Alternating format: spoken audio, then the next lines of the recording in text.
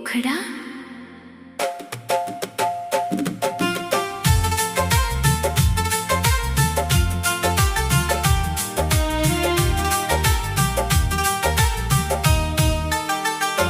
तोहरा नैना में बसल बानी हो सजनी,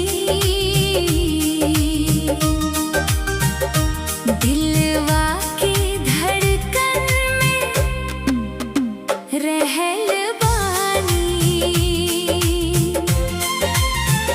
चांदनी रातिया में तोहरा याद आवे, सपना के दुनिया में चलल बानी।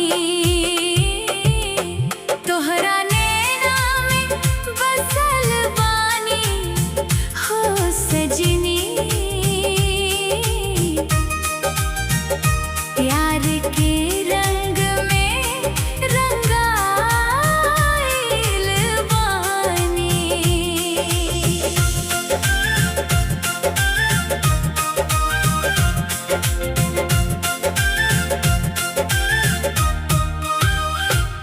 जब से देखनी तोहरा के गोरिया, मनवा हो गइल बा बेकाबू।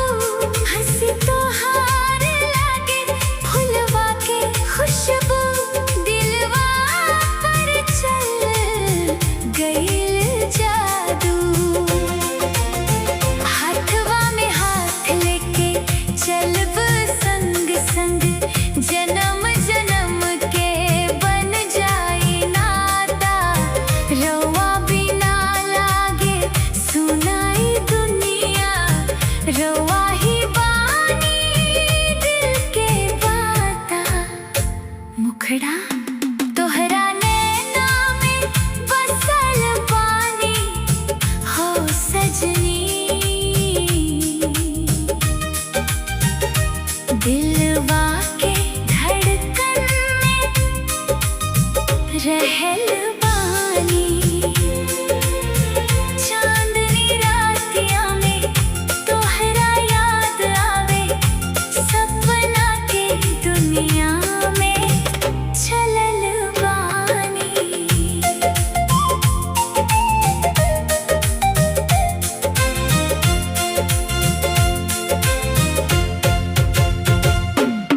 पुरवा के पवन जब धीरे से बहे, तोहार अंचरा के याद दिलावे।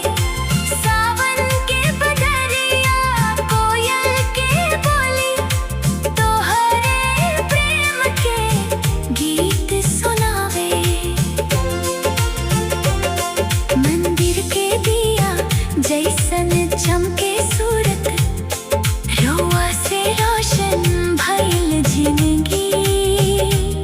भगवान से मांगी बस इतने दुआ, साथ रहे तोहार हर घड़ी। रिमझिम बरसेला प्यार के फुहार, दिलवा में उठेला मीठ लहरिया। तोहरा खातिर सजनी जा कुर्बान बा ई उमरिया। तोहरा नैना में बसल बानी हो सजनी, दिलवा के धड़कन में रहल बानी।